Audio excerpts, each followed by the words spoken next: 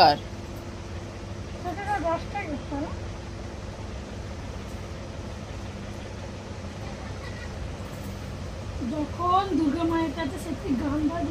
तो गाइस आज देखो एक चीज, आज मेरे घर कौन आई है?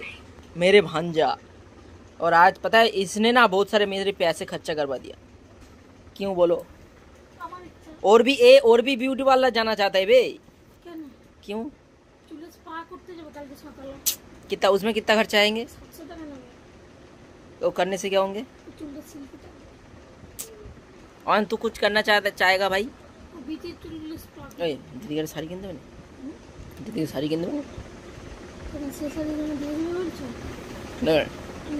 তাহলে শাড়ি ছাই ব্লাউজ দিদিকে আর অয়নকে কি দেবে? তুমি নিয়ে চলে যাবে, কিন দেবে। ঠিক আছে, কি কি লাগবে কিন দেবে। অয়ন কি নিবি? হ্যাঁ কি কইছে গো? কি কইছে? হাফ প্যান্ট নিবে।